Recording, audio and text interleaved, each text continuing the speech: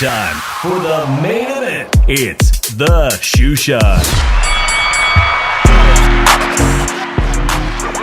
¿Qué onda, vatos locos?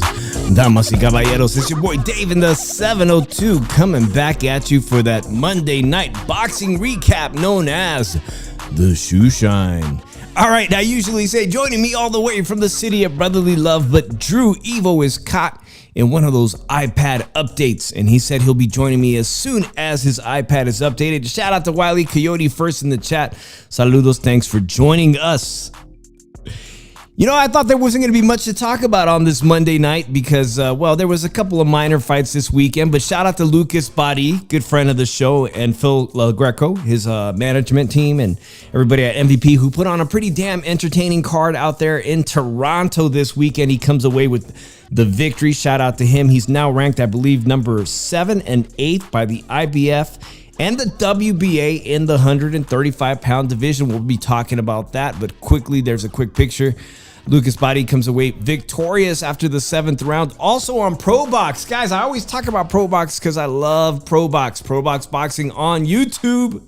Saturday night from Long Beach, Yoet Gonzalez, the featherweight contender who's come up short in championship opportunities 3 times, puts on a Fight of the Year performance against Kegai, the Korean-Ukrainian. Oh my God, was that a bloodbath? That was a fun fight to watch. I told Drew, get on that, watch that fight. That was absolutely worth it. The only thing I don't like, guys, I tend not to leave the chat on Pro Box because the chat can get quite annoying. To me, the chat's getting quite annoying, which is something, you know, you can't chat along with people on the major fights, the Turki Al-Sheikh fights, or it just sometimes it gets annoying, but that fight was well worth your time, and it looks like they're going to be bringing back boxing to Long Beach, to the same venue in Long Beach this weekend. Marv Nation featuring in the headlining Amado Vargas of Las Vegas. Amado Vargas, one of the sons of Fernando Ferros Vargas, will be headlining that this Saturday in Long Beach. Now, I did catch the UFC. Shout out to everybody that still watches UFC. UFC right here, I believe it was in Las Vegas, right? UFC 313, because I've been interested in the career trajectory of Alex Pereira. And man, did that Russian served him up, man. Alex Pereira, yes, he's supposedly a world-class striker. Everybody raves about how he could be a boxer. And Turki Al-Sheikh, or he has had some boxing experience. Turki Al-Sheikh was thinking about doing a fight with Alexander Usyk. And you guys know how the first Ngannou fight versus Tyson Fury went. Ngannou actually surprised everybody and kind of put a whooping on Tyson Fury. He wasn't expecting it. But now Alex Pereira, no longer the light heavyweight champion of the UFC, you know, he got served up by that Russian fighter. And so where does that leave him? Now formerly the highest paid. Will he still be the highest paid UFC fighter? And of course, we got to talk about Andrew Tate. Cobra Tate was here in Las Vegas, spotted Friday night. What's up, Big Spooky Wiley Coyote in the chat? Shout out to you guys. I'm still waiting for Drew to come on. But Andrew Cobra Tate and his brother, who've been released from jail, I don't know their charges in their native country, but they've been allowed to fly to the U.S., and they landed in Florida sometime last week and made their way to Las Vegas, to my town, to my city now. Spotted in Summerlin gambling at Red Rock Casino, and then Saturday magically appearing at Power Slap. Power Slap, getting pictures with a lot of celebrities. A lot of celebrities kind of shell-shocked. Oh, shit, I just took a picture. In fact, one celebrity had to go on Twitter and apologize. I don't even know the name of the celebrity. I forget. My wife will know. I think it was someone from a big reality show or something. One celebrity had to take back that photo and say, oh, shit, I didn't know what they're, my bad. I don't support anything Cobra. Andrew Tate does, and his charges and all this bullshit. But a lot of people took pictures with the Cobra Tate, and he was there at the UFC event and got some photo opportunities with Dana White. Dana White didn't say anything afterwards, but Wally Coyote, I saw that some highlights from the heavyweight knockouts. Man, Man, do they generate. I was actually going to show a clip of that power slap heavyweight because they generate some serious power. How those people don't, I know those people are going to suffer from CTE and concussions even now. They're taking some serious punishment to the brains. And even in the lighter weight divisions, I saw, I believe there's a new Mexican guy who won a title or something. And I was just blown away, even at the lighter weight divisions, how you could take such punishment. I think some people are just born with a thick skull, like you see Jaime Munguia fight and you go, damn, Jaime Munguia, he could take some shots, except recently when he just got knocked out. Shout out to F Donuts. Appreciate you in the channel, guys. If you guys aren't subscribed, F Donuts has a new channel. You know what? I'm going to make you one of my newest mods, F Donuts. And that way you could share your channel here. I'm still waiting for my co-host Drew Evo. He said he was updating his iPad. But UFC 313, what'd you guys think of that? Obviously, there was no major fight Saturday night other than Pro Box on YouTube that was out there in Long Beach. I really enjoyed that. And for Alex Pereira, I don't usually talk about boxing, but with all this crossover and now Dana White and Turki Al-Sheikh teaming up to start their own boxing league at the end of 2025, rumor is September, Canelo Alvarez and Terrence Bud Crawford will be the first fight of this promotion. That's what the rumor is. Also rumor that it'll be on Netflix. Also, big news with Dana White is that he's effing fucking pissed. He is pissed at ESPN, guys. ESPN carrying the pay-per-view for, the UFC. And apparently the stream was breaking up all night for a lot of people who paid for that. And I know it ain't cheap to buy UFC fights. A lot of people watch it one way or another. But he's not happy with it. And it looks like his contract is nearly up to with ESPN Plus, as Top Rank is. Top Rank is going out of business with ESPN in July. And that begs the question, does Dana White even need ESPN Plus? Because now Dana White's not only going to have the UFC, which grosses insane amounts of money. But he also has a new boxing promotion company coming out with Turki Al-Sheikh. They could easily package that up and package it up on Amazon Prime, which I wouldn't care for that. I do have Prime. But Netflix, wow. That's the elephant in the room. Will the UFC move to Netflix and just start showing smaller cards for free and then maybe charge an extra $9.99, $10.99, $20, who knows? But the exposure that boxing got from that Jake Paul-Mike Tyson fight on Netflix was ridiculous. The most watched boxing event in recent history. It was a shitty fight, obviously. It was kind of a circus fight, borderline exhibition. But nonetheless, 20 million plus people tuned in to watch that on Netflix. And if Dana White teams up with Netflix, oh man, the world is his oyster. And he'll need all the help he can because he's going up against, renowned promoters. He's going against Oscar De La Hoya, Golden Boy Promotions, Top Rank, Matchroom Boxing, everybody who else is on DAZN. He's got a lot of competition. I know Drew wanted to talk about this. I'm still waiting for Drew. Let me check my texts. F Donuts say, yeah, appreciate you shooting that UFC fight was crazy, but Alex Pereira loss was insane. And will Turki Al-Sheikh still, entertain the idea of Alex Pereira doing a crossover event now that we kind of know that, he won't be wrestling in the ring, but he don't stand a chance against Alexander Usyk. Shout out to Sondeo Media. Appreciate you, man. I was reading about some drama with Virgil Ortiz. You might be able to help me out with that because I know you in there with Robert Garcia's camp. But Virgil Ortiz and champion Murtazeliov were, according to rumors on Twitter, and it's always Twitter's. Hold on, Drew, I'm adding you right now. Assign channel 1. We got Drew joining us. Aha. What's good, Drew? Chilling. All right, man. Good to have you guys. Drew Evo, all the way from the city of brotherly love. Drew, I was just telling Sondeo that I'm reading a rumor. All this is reported as news on Twitter today that Murtazeliov is entertaining a fight or had a fight supposedly for Alcatraz that was going to be part of the Alcatraz fight with Virgil Ortiz. But his dad quickly, He says, I know nothing. So Dale says, I know nothing. Well, Virgil Ortiz Sr. came out and said, quit with the fucking cap because my son's hand isn't even ready to fight. So I would love to see that fight. Virgil Ortiz, obviously, at 154, he's coming away with some pretty impressive victories. One of them was kind of, could have gone either way against Bohacek. But Drew, apparently his hand ain't really doing too good. He might actually need surgery. So if there was an offer on the table to fight Murtazaliev, he can't take it now. At least that's what the dad is implying. Shout out to V. Appreciate you guys, everybody joining us. Okay, Drew, I talked about really quickly, Lucas Body this Saturday night. Some people criticizing the Lucas Body fight on DAZN, Drew, saying he did not impress. In fact, I was closely watching people's opinions on X, and they said that going into the 10th round, Lucas Body was up by a knockdown, but that fight was almost a draw. I had Lucas Body barely winning this fight, as he barely won the fight against the unknown Italian fighter on the undercard of Jake Paul versus Mike Tyson.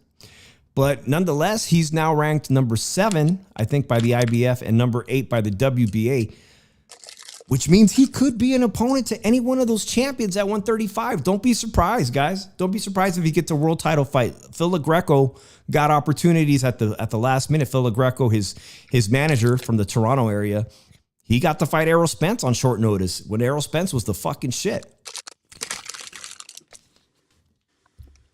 I also was telling you, Drew, about Pro Box, man. Wow, Yoet Gonzalez versus Kagai. Blood, cuts, back and forth action. Pro Box delivered again with a free fight in Long Beach, California this Saturday. And Yoet Gonzalez, because of that performance, don't be surprised if he gets another opportunity at featherweight to become world champion. He's come up short 3 times, once against Shakur Stevenson, but I won't be surprised. Shout out to them. So Dale says, I rarely go to the gym anymore. Oh, come on, so Dale. You got to get back into the gym, man, and hear all the chisme for us. Let's talk about this week, upcoming week. Let's talk about what went down today, guys. If you didn't see what went down today, let's get to that, Drew, because I am extremely confused by what Teofimo was wearing today. Did you see what he was wearing? Yeah, what the fuck? At first, Drew, I thought that Teofimo Lopez was wearing something like the Village People. But then he said, what you guys know about Bret Michaels? Apparently, Teofimo is admitting he was wearing eyeliner today. He was wearing the eyeliner. He don't give a fuck. He was wearing the eyeliner. Let's watch a little bit. Wait, what do you think it is? You ain't shit. You ain't shit. I am this shit. You ain't shit. I am this shit. Hell yeah. I'm gonna wipe your face with my ass, nigga. Damn right. Shit, you don't do nothing. That's what I'm doing. You talked about what you looking at, Haney? What you looking at, Haney? What you looking at? What you think this is? Drew, why is Teofimo stealing the show at all the press conference? I thought we were gonna have another boring press conference, this time in LA. He shows up this time shirtless again, in leather, asking everybody, boldly claiming, yeah, fuck you, I'm wearing eyeliner. What you know about Bret Michaels? Also apologizing for eating on here. I need something to keep me awake. So sugar's got to keep me awake. Drew, the thing is, I think Teofimo, who's lived in Las Vegas, I know he has a house band. They have a house band on Fremont Street Experience that plays all 80s rock. And I wouldn't be surprised if Teofimo would enjoy a set by Spandex Nation down on Fremont Street in Las Vegas. Apparently, he's a big fan of Bret Michaels. And, he just got a divorce. Teofimo just, bragging about, my divorce is finalized, from the flight attendant that he met and wooed. He wooed a flight attendant. He probably spit game. He said, you know who I am? I'm a world champion, baby. Marry me and you won't have to fly the friendly skies anymore, right? Well, that divorce is finalized, Drew, and I just thought about it. Well, no wonder he fucking likes Bret Michaels so much. You know why? Well, Because he's probably trying to set himself up for a reality TV show, getting married with Teofimo Lopez. I'm for real, dude. I wouldn't be surprised if Teofimo's trying to do a reality dating show to date Teofimo Lopez. Nothing but a good time with Teofimo Lopez. dating the takeover. He loves, hey, Wiley, he loves the 80s rock and roll, man. I thought he was dressed as the Village People today, but no, he wasn't. By the way, Drew, Arnold Barboza Jr. and him, I think they're stealing the show. The animosity, you could feel it. You know, he avoided Arnold Barboza Jr. when they were both fighting at Top Rank. It seemed, you know, and the animosity feels real. And today there was a crescendo. It's on my thumbnail. You guys probably heard about it. Oscar De La Hoya got in the middle of it, and he almost got slapped himself. And here it is. Bro, he started that shit, bro.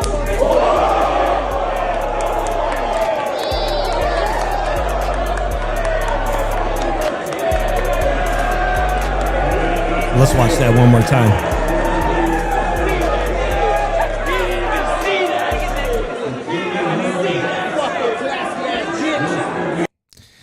Other than that, Teofimo wants to fight.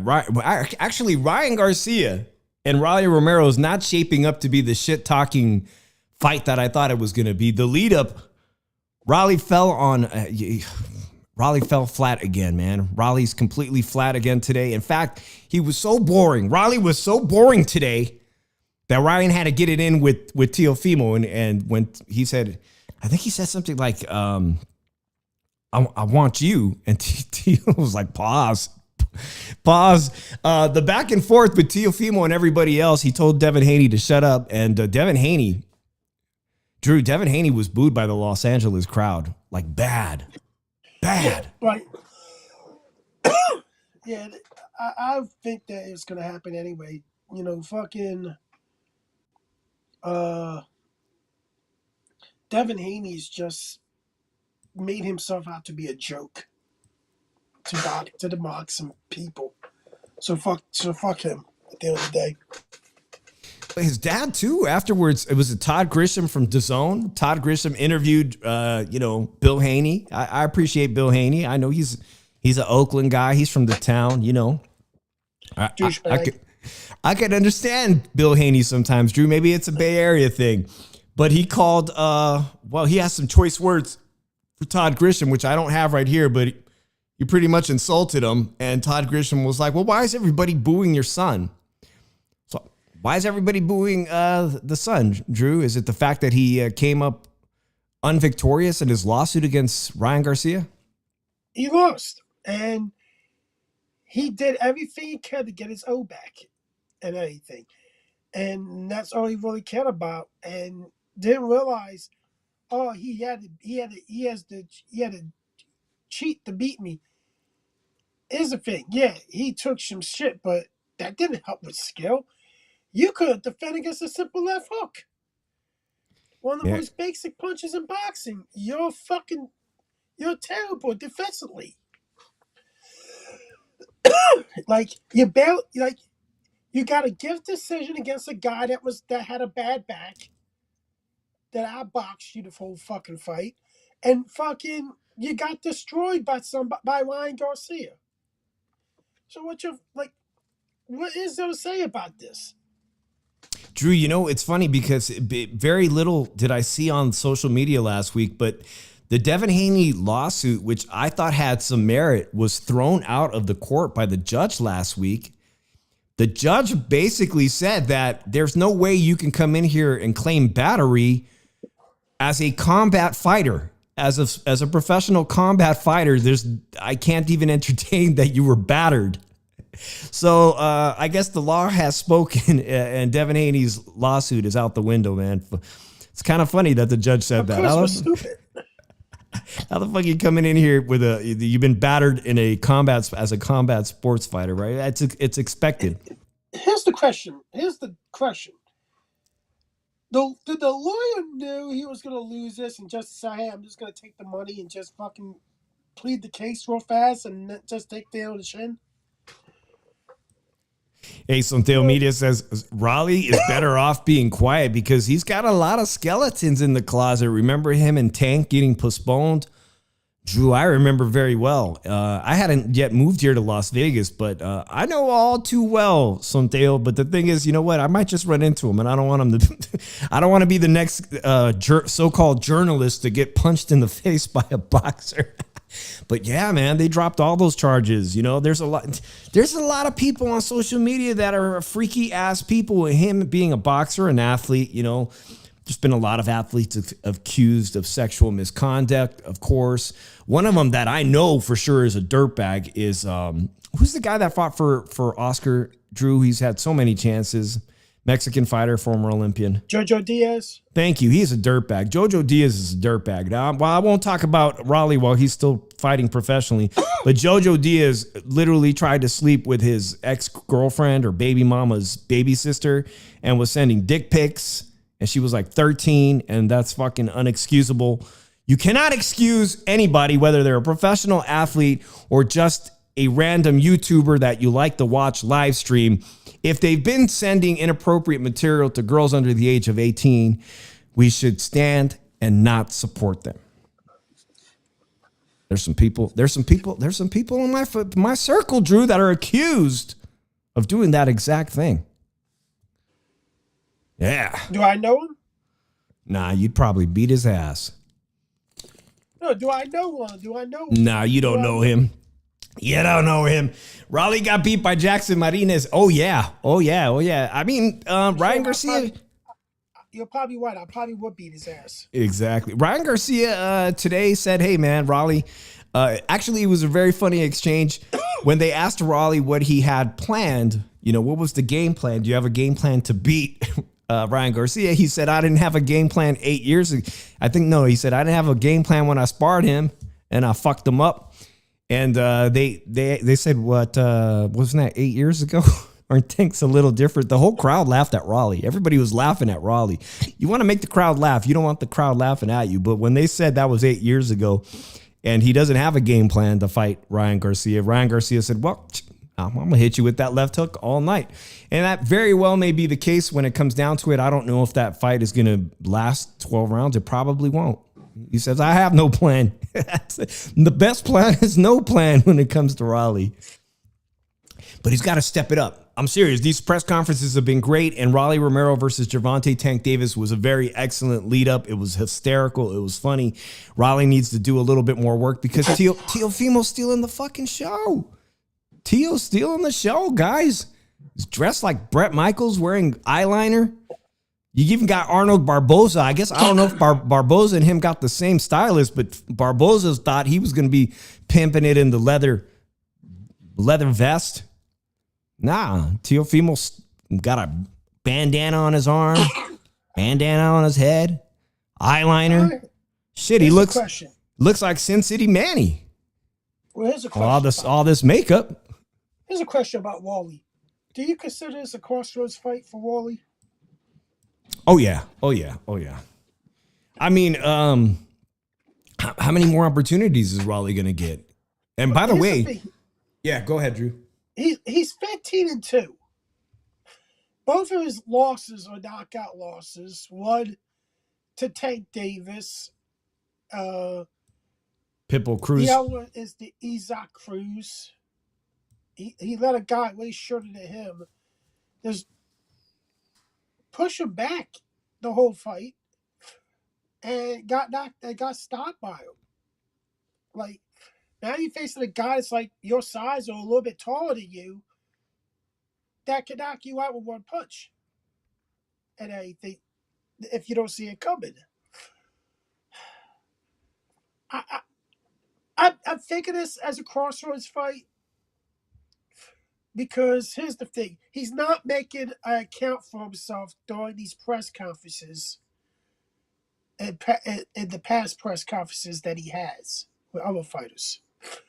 And that's the one thing that makes this a Crossroads fight for him because he loses or he gets knocked out. I don't think he's going to really get another opportunity because who else can you put him in there with that's going to make it money off of it, you know? Don't see it many. Yeah. So with something, I mean, it just posted in the chat. You know, I understand the district attorney down there didn't prosecute JoJo. They didn't prosecute JoJo. I'm not the district attorney. I wasn't privy to seeing the evidence. Is it possible? It's possible. Am I biased because I just don't like Jojo Diaz? It's also possible. He wasn't charged, as Raleigh Romero wasn't charged either. So, I guess guilty. I mean, guilty in the eye of what? The public opinion? Shout out to Urban NV. Good to see you, Shoeshine. She says Shoeshine. I'm assuming it's Sarah H. Good to see you. I hope you're doing well, Sarah. Always good to see you in the chat. Make sure you guys support her. I'm going to make her a mod here. I've been doing that, making everybody who's been coming by a moderator here. Do that really quickly. She usually comes in on her own account. Yeah, now it's Urban NV, guys. Formerly, I believe Urban AZ is now Urban AV in the building. All right, Drew. So what do you make of Teofimo's stealing the show?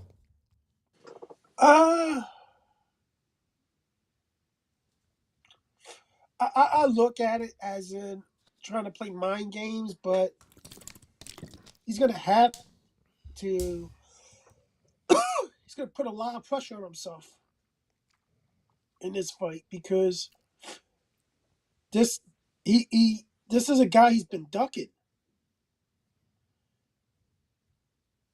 and like if we look at it. Are we gonna see why he's been ducking this guy? Because I look at it like this right now. I'm picking Barboza to beat him because he has not done good against pure boxers that are big, that as big as him or bigger than him. Jermaine Ortiz, Sandor Martin. He struggled against Sandor Martin. Yeah, actually, I don't know how this is going to go. I hope he's not taking Arnold Barboza lightly. But one good thing, guys, I'm sorry. I put up Brett Michaels. Brett Michaels, who today Teofimo said he was inspired by Brett Michaels, today's outfit. And here's a really quick picture of that look again. That was last week. Last week, he was sporting the overalls, bandana. See the bandana there? A little different, a little bit more Marky Mark, 90s. And today he said he was inspired by Brett Michaels. And we're talking fashion here. Yeah, I realize Brett Michaels, I don't know how the hell Brett Michaels is making money off his reality shows because there's no more music for him. So you don't even know if he's even making money anymore. But, you don't. Man. How's everybody's stock portfolio doing today? Shit, Drew, you got a 401k set up? I got a pension. Okay, even better. If you got a pension, oh man, that's everybody's 401k today. Hang in there, guys. Hang in there if you're stressed out about the stock market. I know a lot of people today have been talking about it today and stressed out. I mean, everything goes down, must come back up.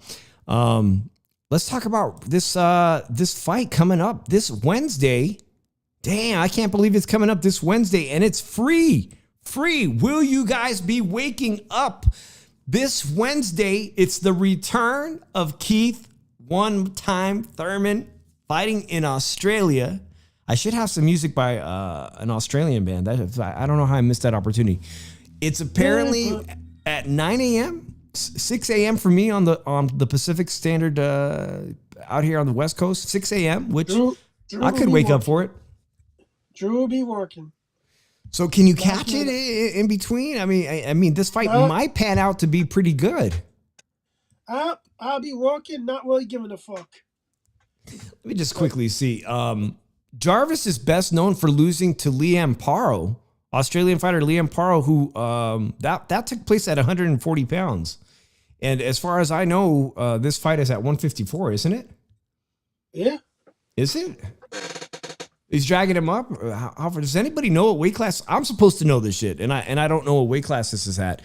But is this Keith one-time Thurman's last stand against Jarvis? He's going all the way down to Australia. He meant to fight Keith Thurman. Exactly a year ago here in Las Vegas, March, and he had an injury, and now he finds himself in his late 30s. Everybody we joke about his hairline receding and whatnot, but he's in his late 30s. He's had a great career, former welterweight champion of the world. What does beating a younger guy in Jarvis, a smaller fighter, what does that do for him, if anything? Only delays the inevitable. Yeah, he does. Absolutely. Let me put this picture back up here, guys. Keith Thurman. Got a fresh little haircut there, huh? Let's look at the odds really quickly. Let's see what the odds are saying. I'm going to go to DraftKings real quick. DraftKings Boxing and say, what are the odds? And who's going to actually wake up this Wednesday? I mean, I don't have anything else to do. I might get up that early. Drew ain't doing a wake An extra hour, getting up a little bit early. Keith Thurman versus Brock Jarvis. Keith Thurman is favored by negative 290. $100 on Brock Jarvis will win you $230. That fight says it starts at 5 a.m. here, according to DraftKings here. I'm presuming it's for my time zone, 5 a.m. Yeah. What do you think about that? I'm actually going to pick Jarvis. You going to put money on Jarvis? Yeah, why not? And, you know, this is, was it No Limit Boxing? No Limit Boxing, good friends of D-Style Boxing's show. They're putting on this event, and it's getting people prepared for the return of not only just Keith Thurman, but of Tim Tszyu, who will be coming up. That Tim Tszyu fight is right around the corner. So Media looked it up really quickly. It says BoxRec says super welterweight, 154. That's 14 pounds difference from Brock Jarvis. A lot of Australian fighters have, you know, to get a big name or to come over to the States, they've done that. They've moved up in weight. You know, it's not a big deal to them. They've come up in weight. So we've been holding out the results of this boxing career mode poll that he put up 2 weeks ago. That's right. Drew got on PS5. He finally purchased the video game Undisputed, right? And we put up a community poll, guys, asking Drew what career mode or what weight class should he enter into the career mode, which he'll be streaming on his show. Drew, you should put the link to your channel up. And what weight class? So, again, I haven't looked at the poll recently, but what weight class did the boxing fans of Shoeshine Boxing on our YouTube channel say you should fight at? Last time I looked at it, 135, which is probably up in that, or consider that, it'll probably be considered a featherweight. Yeah, and you know what's wild is I'm hearing that the UFC boxing league is that he's actually considering reducing the amount of weight classes. Maybe at the lower end of the spectrum, but like I'm not too sure about at the upper echelon reducing weight classes, especially between cruiserweight and heavyweight. You know, if you guys heard about this UFC, the new boxing league by Dana White proposing that he get rid of some weight classes, talking about going back old school. I don't know, man. It makes such a big deal, even at the smaller weight classes where I could see maybe increasing the weight, like from 4 to 5 pounds or something like that. You know, 122 to 126 is a big leap for smaller fight. 118, 115 to 118. But again, there are a lot of weight classes, and it does kind of. I see where he's going with it with the UFC model. Like there's less weight classes and whatnot, but it makes such a difference when cutting weight for professional boxing that.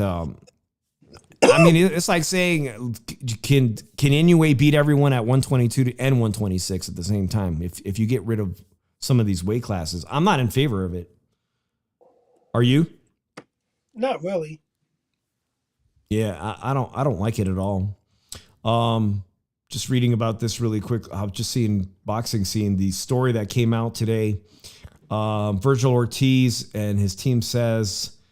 Actually, De La Hoya said, never sent it to me. I haven't signed anything in reference to Mortaz Eliab's promoter, Kathy Duval, saying that an offer was sent to Virgil Ortiz to fight on June 28th in Alcatraz.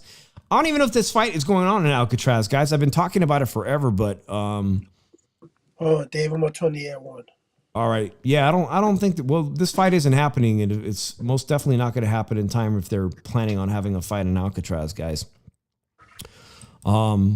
Keith one-time Thurman at 154 pounds, such a stacked division. I really don't know even if he wins this, what that says. Hey, what's good, Tate? Good to see you again. I remember I was going to tell you something the other week. I talked to Johnny Savage. Tate, while you're here, man.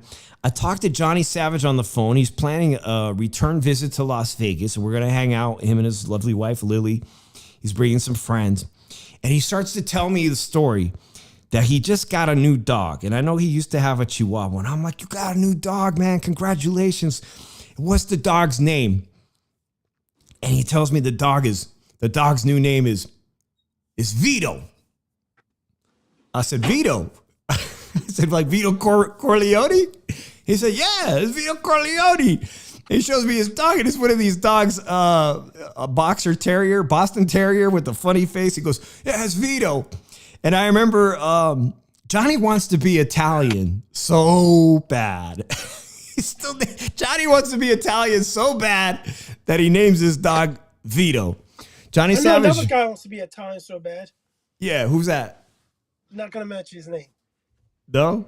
Well, now I was telling my boy Don, who knows Johnny Savage, that Johnny just got a new dog and named him Vito. Vito. What the fuck? He's got a new dog. That name's better than his. Oh man! Yeah, have you ever seen Johnny's house, Drew? It's loaded with Italian old school mafia movies. Like he's got every poster from The Godfather to Soprano. He's got it all. He's got it all, including books. Man, he loves anything Italian.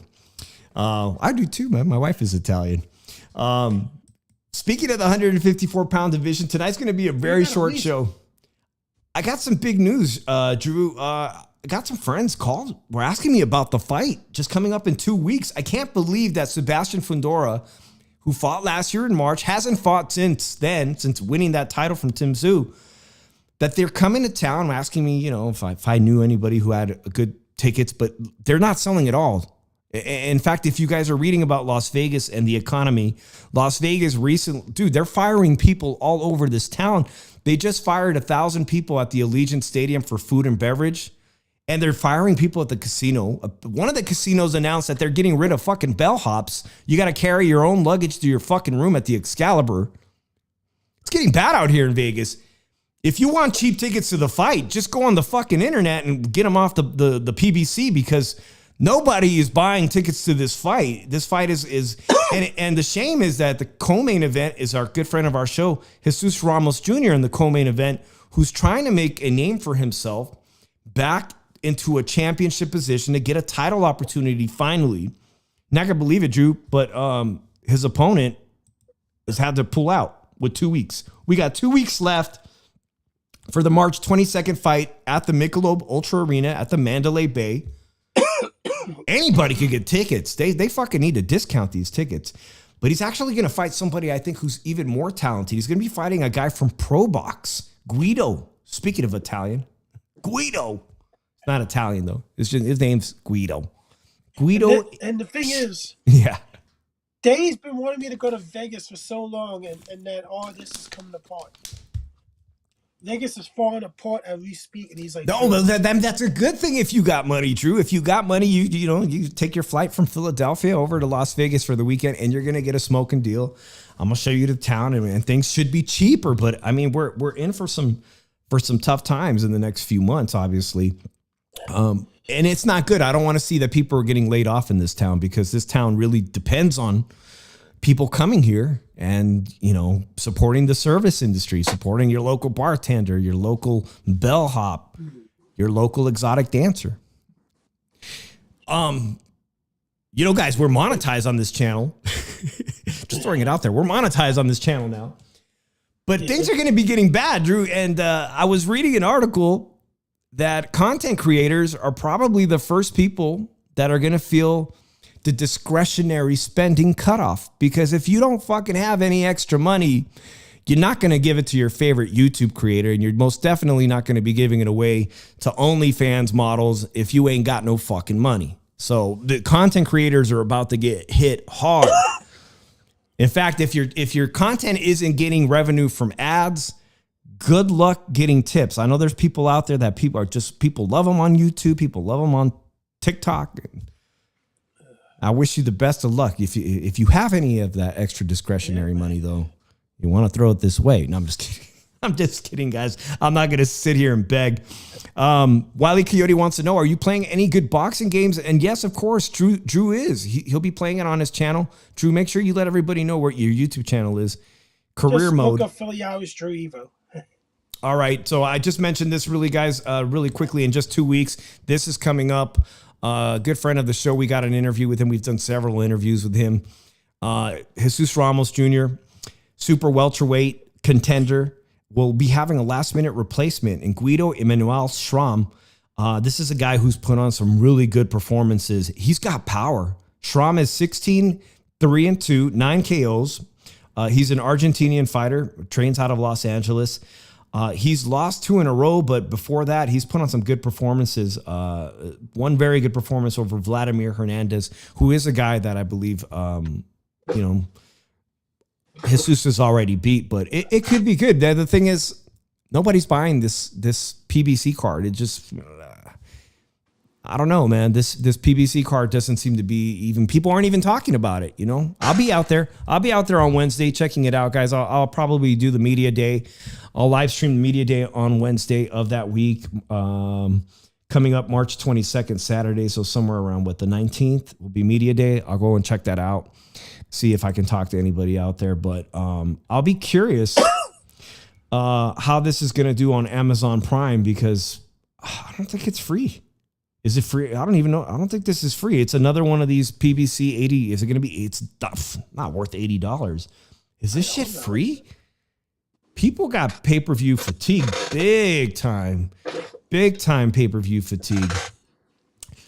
All right, Drew, I didn't have you on the show on Thursday. I really want you to come back. We're going to obviously, I think for Thursday, what we could do on Thursday is talk about, well, we got some interesting fights. We got the featherweight champion from the UK that I love to watch. He's fighting TJ Dehoney. I'm talking about Nick Ball, the little powerhouse, the 126 pitbull from the UK. Nick Ball is fighting in Liverpool in the United Kingdom. That should be a WBA featherweight fight, and it's probably going to be midday Saturday. And then Saturday night from Orlando, Florida, the return of Edgar Berlanga. Some of you guys call him Edgar Bumlanga.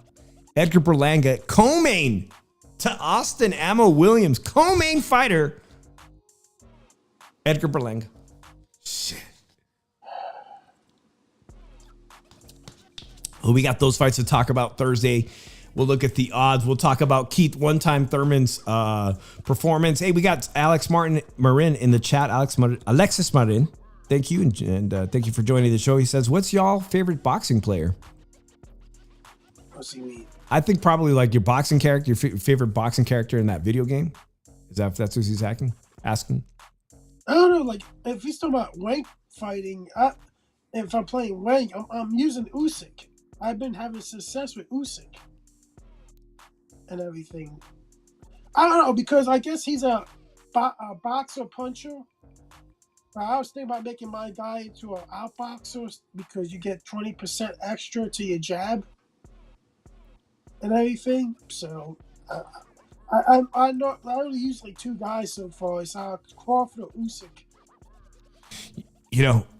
I was thinking, man, this is going to be a really short show. I was starting to do our sign off, but damn, Wile E. Coyote completely reminded me of a topic that I thought we're going to hold off. We're going to talk about this, Drew, before we get off the air, because this is very important news, actually. And a lot of it has been coming out today, and I almost completely forgot. I appreciate you for reminding me. It's the fact that Dimitri Bivol, who's a matchroom boxing fighter, and David Benavidez, who showed up to watch the actual, the undisputed fight. He showed up in Saudi Arabia and apparently left before the main event. But the WBC is now at war with Turki Al-Sheikh, Drew. This is for real.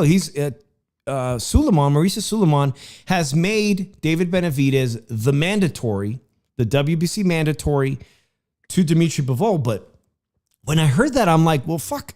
David Benavidez was the mandatory for how long for Canelo Alvarez?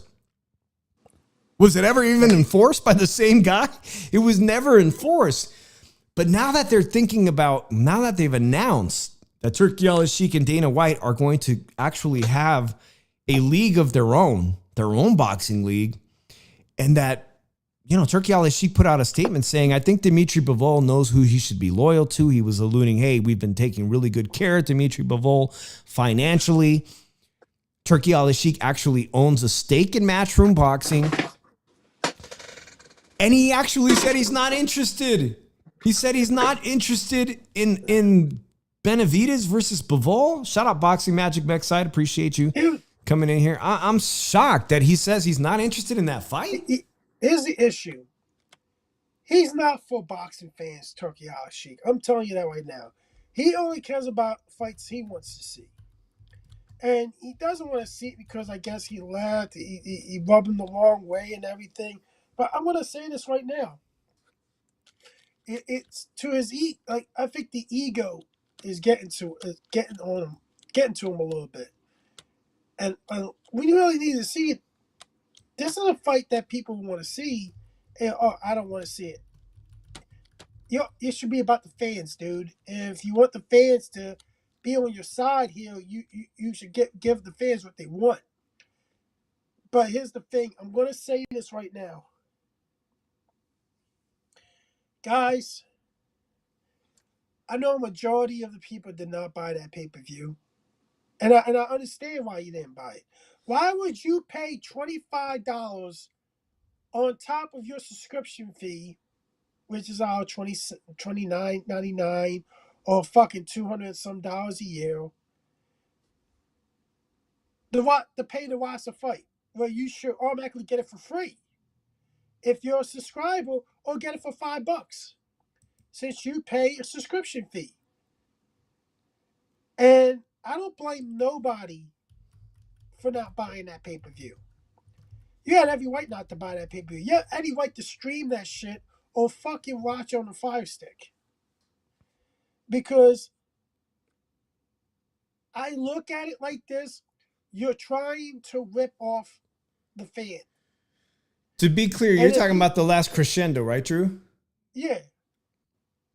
It only did 45,000 because a lot of people are smart enough not to buy that pay-per-view on top of the subscription fee. And what's it gonna take for fucking DAZN to realize that? Well, Dana White, I talked about it right when I came on the air today. Dana White is very upset at ESPN and his deal he has with ESPN Plus. Apparently this weekend, UFC 313 had some big time fucking hiccups on the streaming platform. And you have to do exactly that. I have ESPN Plus, which I'm about to get rid of because Top Rank is leaving. You have to pay for ESPN Plus, and then you have to buy the UFC pay-per-view separately, which is what you were just referencing, the zone model, that you got to pay for the subscription, and then you are allowed to buy the pay-per-view, which is complete bullshit. You should just be able to buy the pay-per-view a la carte, which, begs the question is, what's the Netflix effect? Now that they have another option of just moving a major sports network like UFC to Netflix. I mean, that's what I would do personally. Netflix has an unlimited budget, man. They've got insane money to throw at one of these outfits. So someone's gonna give them the money too. So what's the right thing to do in this situation? You've got David Benavidez, who's arguably a fantastic opponent to Dimitri Bivol, and you have standing in the way Turki Al-Sheikh's desire for a trilogy with Beterbiev. They've technically split them one apiece, but in my eyes, Dimitri Bivol won both of those fights. Yeah, I look at it like this. I think Eddie Hearn needs to step up for himself and say, "Yo, I can make real money on this fight and everything. I'm gonna do." He's the A side too. Demetrius Bivol is going to be the A side. And I think the only way this fight falls apart if Benavidez people think he's the A side. Needs to realize he's not the A side. He's a B side. That's wild to say. I'm just thinking back to May several years back.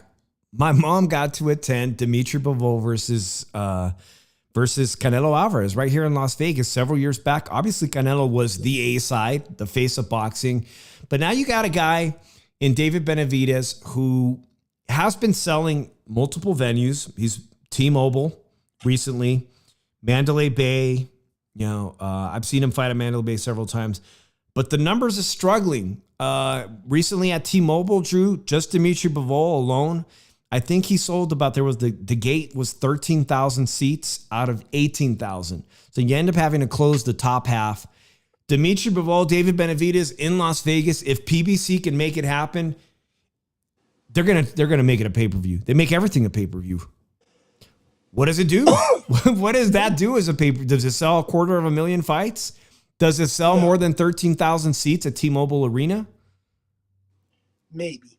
I mean, I read some PBC haters today on Twitter saying that shit's going to bankrupt PBC, that they're not going to make money off that fight. They're not going to. Here's the thing. It's going to do horrible on pay-per-view numbers. Because they overpriced it. That's a shame. It's a great fight. They overpriced it like they always do. They don't. Here's the thing. Too many bad business practices is doomed them. This is the last stop, and they're not learned from it. I don't even know Gelfand. I think he's just conning everybody.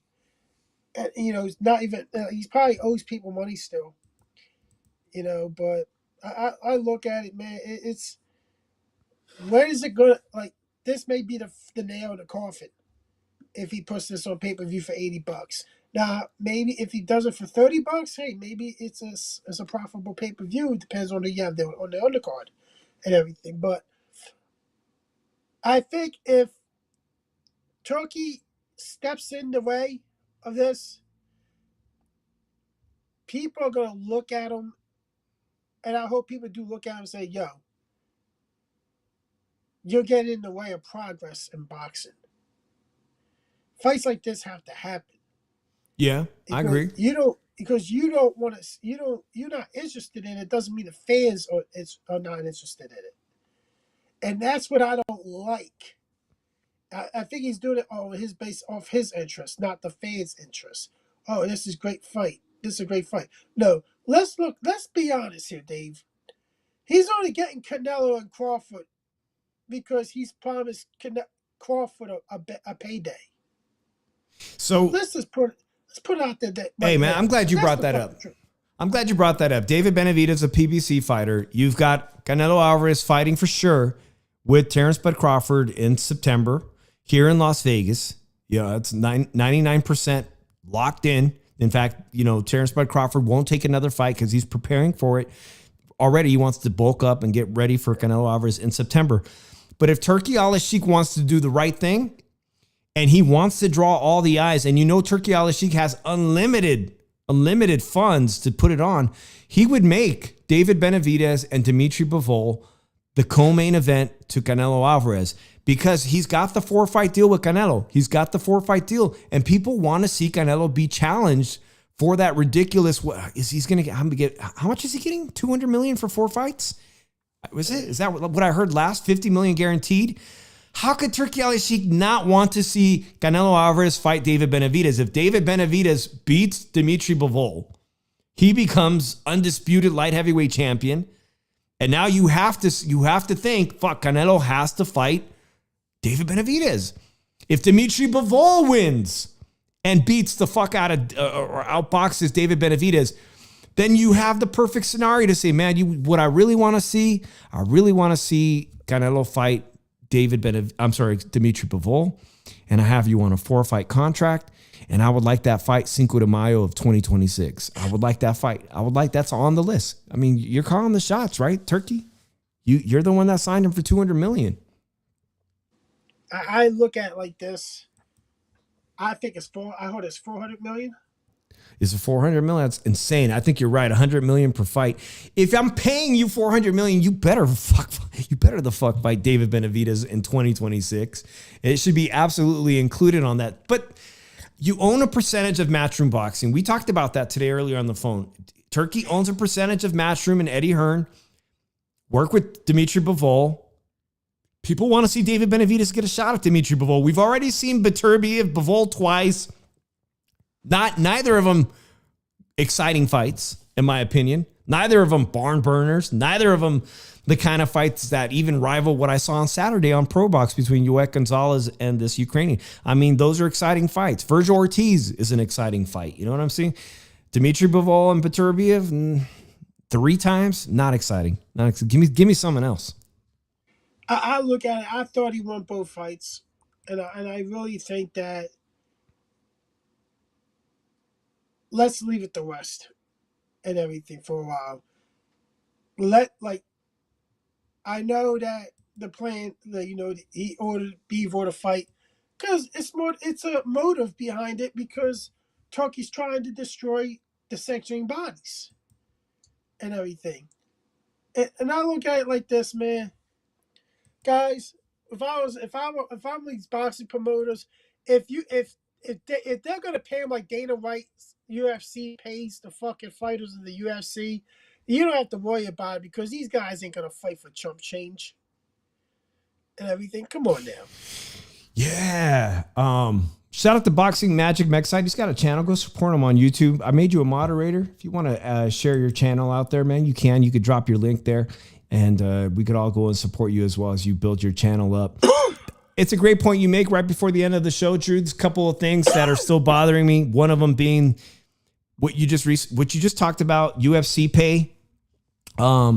This article from nyfights.com, which is our good friend Gail Falkenthal, editor of nyfights.com. And I was reading this earlier. UFC fight night prize money. These payouts are impressive, said Grant Young, one of her contributing writers. Impressive to who? Oh, I'm sorry. Impressive to who? Let's look at some of these numbers they said. This is just the co-main. Was this for this Saturday? Am I reading this correct? But the co-main fighter, one of them expected to earn $140,000. Another fighter on the card earned $106,000. And that's the co-main? After you split that with your camp? I mean, that's impressive as a co-main, $140K.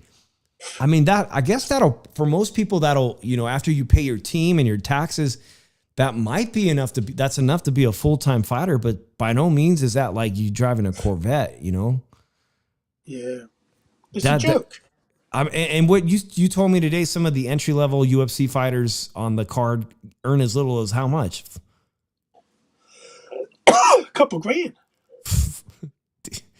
Yeah, it's a couple grand to even 5,000K. I mean, and you have to pay a training camp, coach, cut man. Fuck, that you truly are. You're just like this guy Padley who fought Shakur Stevenson, working full time as an electrician and training in the morning or training immediately after. And I've known fighters. I even knew a fighter on Top Rank, guys. Andy Vences. One time I went to see him fight in Reno. He was on the card. He had a great multi-fight contract with Top Rank. And I'm like, well, where y'all partying? What are we doing after this? He's like, I'm driving fucking home. I'm like, for real? You're driving from Reno to the Bay Area tonight? Right now? He's like, yeah, man, I work in the morning. That fucking blew my mind. That's a fighter with Top Rank who, on the same card as Shakur Stevenson telling me I got to go to work tomorrow morning. I mean, I was flabbergasted. I thought he was a full-time fighter. Even people on promotional cards like Top Rank, or this guy who just fought Shakur Stevenson, full-time electrician. It's what's up. Hey, what's up, Off the Ropes and MMA? Good to see you. Salud, vatos. I'm about to make you a mod too. Let's finish off the show with this, Drew. The WBA, the New York State Athletic Commission, finally came back last Friday. I did a show on Thursday, but they came back with a formal decision regarding the appeal that Lamont Roach had made to overturn the decision based on the fact that he fucking clearly took a knee and it was a knockdown. They started to count it as a knockdown. And the New York State Athletic Commission decided that they're going to do nothing, that just going to leave it as is. And, it's corruption. And, corruption keeps people like Rick Glazer in business. That fat ass bitch. And keeps a lot of people in business. Gives them something to talk about. I mean, Lamont Roach should be a 2-division world champion. We should be talking about pulling the guy who pulled off the greatest upset of 2025. He beat somebody who also considers himself the face of boxing, and Tank Davis, who considers himself a big ticket seller. And the New York State Athletic Commission, I guess, they're afraid Tank will never fight in New York again, so they just Who leave it gives a as fuck? is. He's retiring in fucking 2 fights. Shout out to SB says, what a shame. And the only consolidation prize to Lamont Roach is, hey, you get an immediate rematch. Let's run it back. Maybe it's not even immediate. I mean, I don't know. It's up to Tank Davis what he wants to do, but I thought he beat you the first time. Now you have no choice but to knock him out the second time, or you lose all your credibility with boxing fans, in my opinion. So what do you guys think? I mean, how does that sit with you guys? There's been a lot of, it was obviously one of the shadiest things we've seen this year. Boxing never surprises us. We always see corrupt judging. We either see corrupt judges, but to see a corrupt athletic commission, I mean, if this should happen in Las Vegas, I'd be effing pissed. Probably even more because I live here now. But whether it's California, Texas, Nevada, or New York, it doesn't sit well with me. They overturned Ryan Garcia fight with Devin Haney. That one they overturned. I don't know. I guess they felt the pressure with the PD and the Osterine. Shout out to Ryan Garcia, who reminded Devin Haney that Osterine, what did he say about the left hook? It was pretty funny today. All right, guys, if you guys didn't catch it, today was the press conference, the second press conference for Fatal Fury, the new video game, and it's also going to be the big fight on May 2nd. Ryan Garcia, Teofimo Lopez, Arnold Barboza Jr., Jose Ramirez. I didn't even mention, did you know Jose Ramirez, he's from the same state my family is from in Mexico. Shout out to everybody from Michoacan. Yeah. I had no idea. But Teofimo Lopez showed up today on stage wearing a hat just like this, a bandana just like this, and eyeliner. And he let everybody know Brett Michaels, man. Shout out, he wants to be the next Brett Michaels. I'm Dave in the 702. We're going to be back on Thursday. If that's good with you, Drew, if you can make Thursday night, we'll talk about Edgar Berlanga fight coming up Saturday, Nick Ball, and we'll see how Keith one-time Thurman does Wednesday morning, guys. If you're on the West Coast, Jarvis versus Thurman in Australia, brought to you by No Limit Boxing, people behind Tim Zoo. Wednesday morning on YouTube, PBC, free. This is free. Thank God for free. Finally, PBC giving us a freebie on YouTube. Keith one-time Thurman. One time Keith Thurman had great hair, Drew. I wear a hat. My hair's not the greatest. I'll see you guys on Thursday. Drew, any final words? No. All right, guys. Peace out. We'll be back Thursday night at 7:45. Until then, peace out, everybody.